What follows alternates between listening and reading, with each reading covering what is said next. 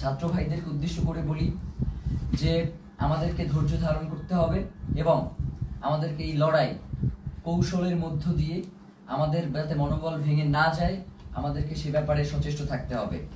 এই লড়াই তো একদিনের লড়াই না, আমাদের আজাদির লড়াই চলছে এবং আজাদির এই লড়াই চলবে। আমাদের এখন পিঠ থেকে গিয়েছে, আমাদের আসলে আর পিছনে যাওয়ার কোনো সুযোগ নাই। এখন থেকে আমাদেরকে সামনেই এগিয়ে যেতে হবে। 8 তারিখ পর্যন্ত যেহেতু সরকার সময় চেয়েছে, আমরা সরকারকে সেই সময়টুকু দিলাম। সে যদি এই সময়টা আগেই ঘোষণা করতো তাহলে তো এই ধরনের কোনো পরিস্থিতি তৈরিই হতো না। যার কারণে আমার কাছে মনে হয় যে সরকার ইচ্ছাকৃতভাবে এই ঘটনা ঘটিয়েছে। এর দায়ভার সরকারকেও বহন করতে হবে।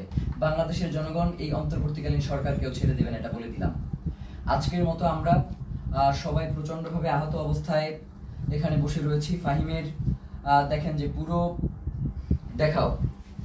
পুরো ট্রাউজারটা ওর রক্তে লাল হয়ে আছে, আমার পুরো পাজামার রক্তে লাল হয়ে আছে, ওর পুরো হাত আঙুল ভেঙে গেছে, মুখে সেলাই দেয়া, এবং এইভাবে প্রত্যেককে এমন ভাবে আক্রমণ করা হয়েছে।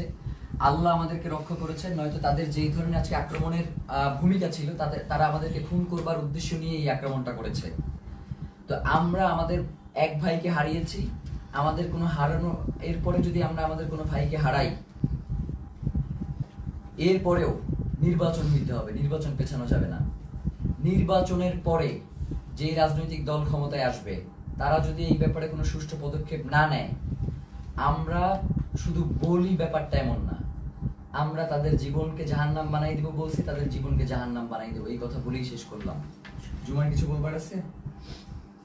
ধন্যবাদ। আসসালামু আলাইকুম।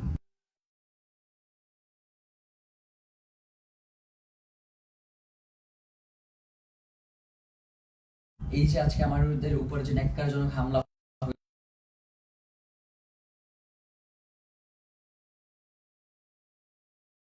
ব্যাপারটা এমন না, আমরা তাদের জীবনকে জাহান্নাম বানাই দিব বলছি, তাদের জীবনকে জাহান্নাম বানাই দেবো, এই কথা